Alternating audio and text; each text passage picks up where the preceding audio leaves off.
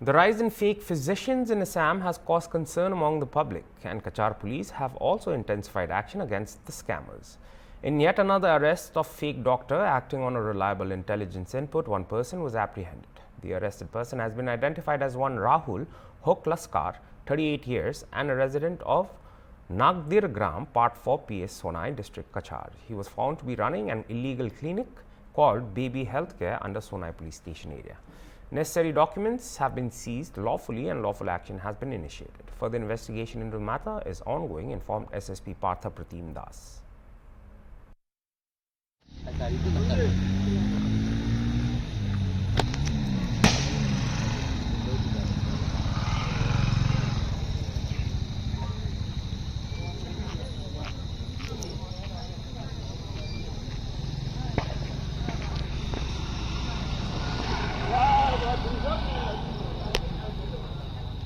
Fake doctor বা ভুৱা চিকিৎসক এইসকল লোকৰ বিৰুদ্ধে কাছাৰ পুলিচে যিটো অভিযান যোৱা 2-3 মাহ ধৰি চলাই আছে সেইটো চলি আছে আৰু যোৱাকালি আমি গোপন সূত্ৰে গম পাইছিলোঁ যে সোনাই অঞ্চলত এটা এনেকৈ ভুৱা চিকিৎসক এজনে চিকিৎসা কৰি আছে বুলি আমি আমাৰ আৰক্ষীৰ দল পঠিয়াইছিলোঁ আৰু তেখেতক হাতে নাতে তাত ধৰা পেলাইছিলোঁ।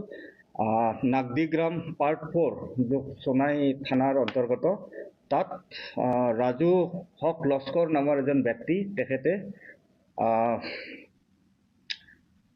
ডক্টৰ ৰাজু হক লস্কৰ বুলি তেওঁলোকে পৰিচয় দি এখন ব্যক্তিগত প্ৰতিষ্ঠান আছে ববি হেল্থ কেয়াৰ বুলি তাত তেখেতে চিকিৎসা কৰিছিলে আৰু তাতে তেওঁক হাতে নাতে ধৰা পেলোৱা হৈছিলে আৰু তাত সেই প্ৰতিষ্ঠানতে কিছু তেওঁ কৰা প্ৰেছক্ৰিপশ্যন কিছু তাৰ পৰা আৰু অন্যান্য নথিপত্ৰসমূহ আমি উদ্ধাৰ কৰিবলৈ সক্ষম হৈছোঁ।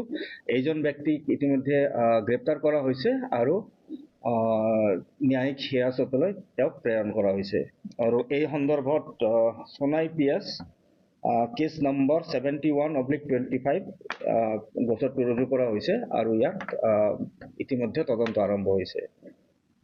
ডকুমেণ্টবিলাক ক'ৰ পৰা আহিছে? আমি এই সম্পৰ্কে এতিয়াও বিতংভাৱে আপোনালোকক দিব নোৱাৰিম কাৰণ এইটো এটা দুষ্ট চক্ৰ আছে আৰু এইটো ক'ৰ পৰা হৈ আছে আপোনালোকে দেখা পাইছে যে আমি বিগত কিছুদিন ধৰি অবিৰতভাৱে এই দুষ্ট চক্ৰৰ বিৰুদ্ধে বা এই ভুৱা চিকিৎসকসকলৰ বিৰুদ্ধে আমি অভিযান চলাই আহিছোঁ আৰু আমি আশা ৰাখিছোঁ যে এইটো যিটো চক্ৰ সেইটোক আমি সম্পূৰ্ণভাৱে উৎখাত কৰিব পাৰিম।